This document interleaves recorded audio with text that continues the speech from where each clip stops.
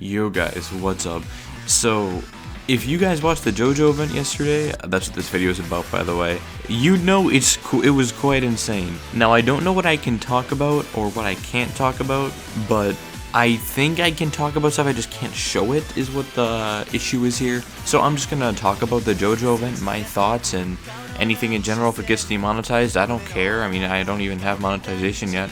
Anything like that, if it gets taken down, then I'll re-record it, re-upload it, whatever. I just want to talk about the insane amount of content that we got last night. The best JoJo event in JoJo history, unless I'm missing a manga event or two. So yeah, let's just get right into it, I guess. So the first thing that they showed off was new merch. They showed off a lot of new figures, and I'm going to be going over what I'm going to be picking up personally as the pre-orders drop. Now, I'm obviously going to be picking up a lot of the other stuff after it drops, such as the Lisa figure and Whole Horse figure, but I'm not going to pre-order them.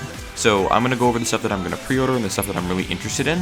So the first couple things are the Nendoroids, and obviously there were a lot of Nendoroids announced, and I just found out today that there is a Jolene one. I don't think they announced it at the event, I didn't see it, but I found out, I just saw the concept art. Jolene got announced as an Nendoroid, looks really cool. I can't wait to pick that one up. Obviously I'm going to pre-order all of these because I don't want to wait until they go out of stock or whatever, because the Jotaro and Kakyoin one went up to 300 at one point, so I'm not waiting for the time like that. Also, Cars got announced, Cars Nendoroid, and we got a Narancia, Fugo, and Dio Part 1 announcement. Technically, we also got Jonathan, but he was out for pre-orders on April 1st, which I actually thought was going to be an April Fool's joke, but it wasn't, so very epic that it wasn't. So yeah, super hype about those Nendoroids. Definitely going to be picking every single one of them up. I'm not a Nendoroid collector, but I do like the JoJo Nendoroids. I have a good amount of them. I'd say I have about half of them. I don't have any, well, I have the Josuke one, like, physical right now, but I pre-ordered Mista, Prosciutto, Abacchio,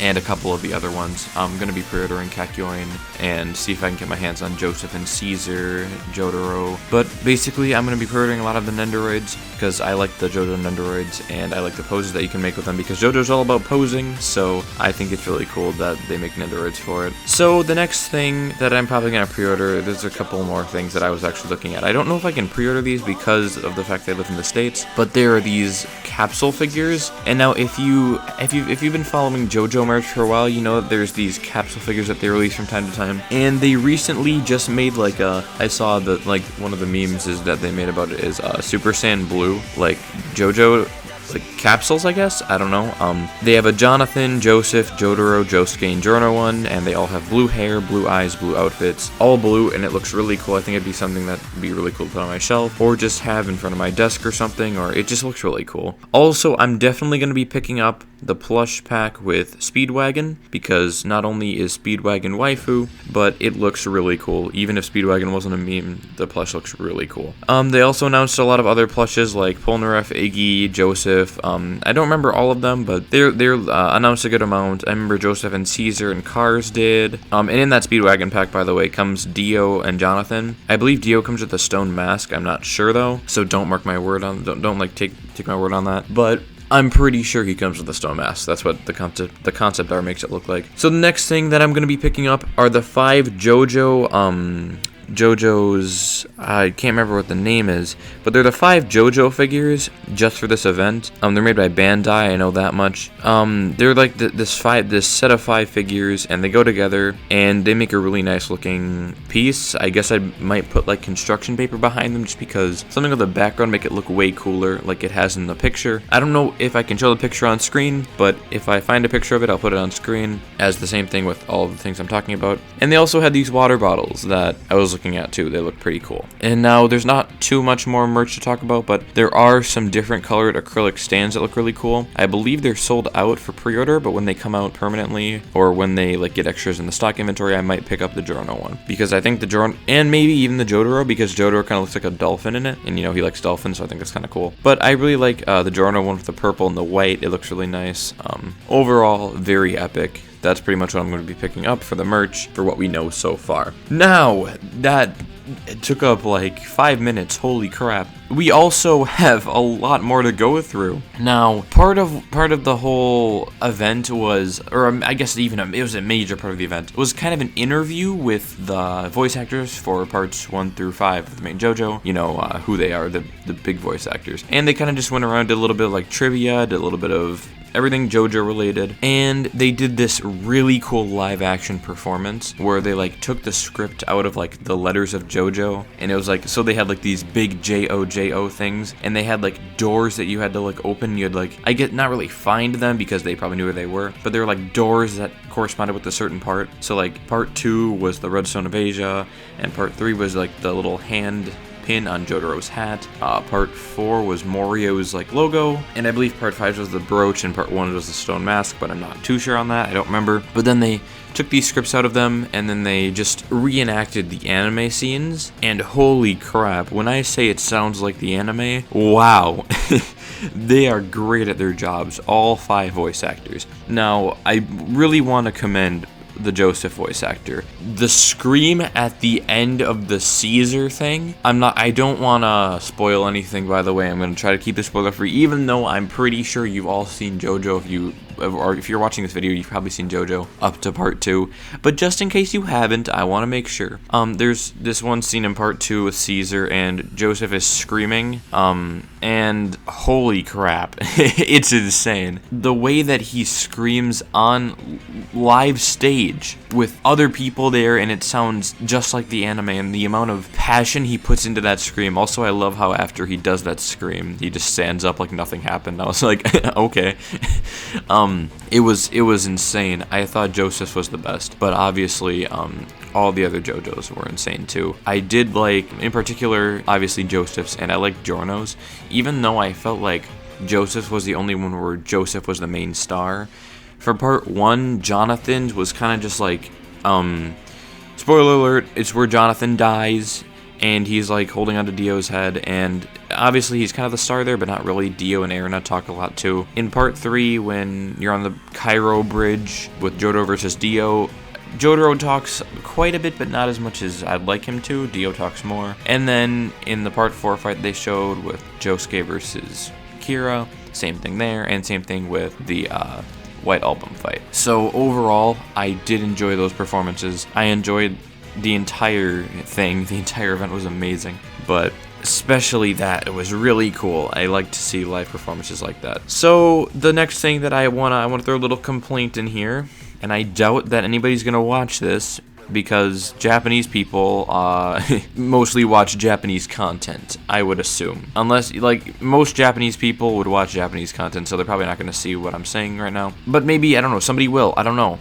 So, if you didn't know, the event was broadcast in a bunch of different countries, and a bunch of those different countries didn't even have subtitles, right? And, English did, but the rest of the countries didn't. I think it's flawed that the other countries didn't have subtitles. Also, the English subtitles were very hard for me to find, so if you, like, I bought the ticket, right?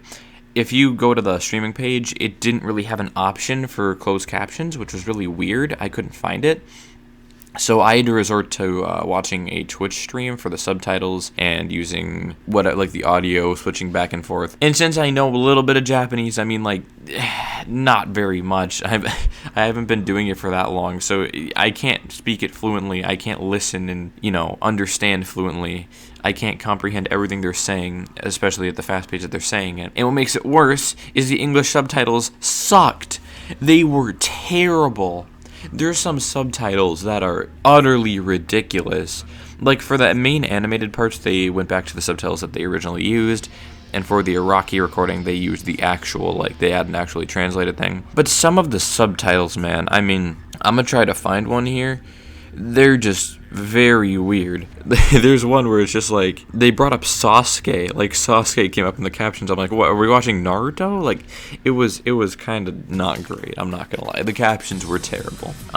Next thing that I want to complain about is the tickets were super hard to purchase for anybody outside of the US. It took me probably over 5 hours to purchase the ticket. That's ridiculous. and it's not like waiting times. It was so hard to figure out for me, and I could be dumb too. That could be the case. But just using the card outside of the U.S. or outside of Japan and overseas is a little bit hard for the, I don't know, billing thing or whatever it is. I'm not sure. It took me a couple tries to do it, but I did it. I got it. I'm just saying it was kind of hard for people overseas. It'd be easier if there was different options for people overseas to make it easier. And so now we go on to the big boy here, part 6. I think this is the big event that we all were waiting for. And to be honest, I'm kind of disappointed. I really don't like how Jolene looks in the anime, but at the same time, I wasn't expecting anything absolutely insane. I was just expecting something a little more like the fan animations that I've seen, and, you know, fan animations get you upset, man, because they're really, really good. I just hope Steel Ball Run doesn't go in the direction that I think it is, and it's not going to have top-tier animation. And I get Quarantine and all that had something to do with Stone Ocean, but overall, I think the animation looks pretty good. They might even tweak it up and change it a little bit. It looks pretty alright. Apparently, actually, it's already done, according to Rocky. But I think overall, Stone Ocean is looking really promising. And next thing I want to talk about is the voice actress, the next JoJo voice actor, which is, and I might butcher this. I'm probably going to. Feroz. I'm not sure. I'm sorry about that. But she is the main voice actress for Jolene, which is very cool. I like her voice for Jolene. I think it matches very well. And according to Wikipedia and other sources and herself, she is a huge JoJo fan, which is insane. It's really cool to see an actual JoJo fan get to have such a big role. And according to Caleb's video, or I'm sorry, I don't even remember his username. He's a JoJo YouTuber though. And he was talking about the same thing about how the JoJo voice actress is super into JoJo and how she used to do fan dubbings and stuff. Super cool. Check his video out, by the way. I'll leave a link in the description. And yeah, I think that overall this event was pretty good. The new voice actress is pretty good. I would say the only thing that I would change about this event is obviously the tickets, the way you buy the tickets, the subtitles, the localization, you know, like accessibility to other people.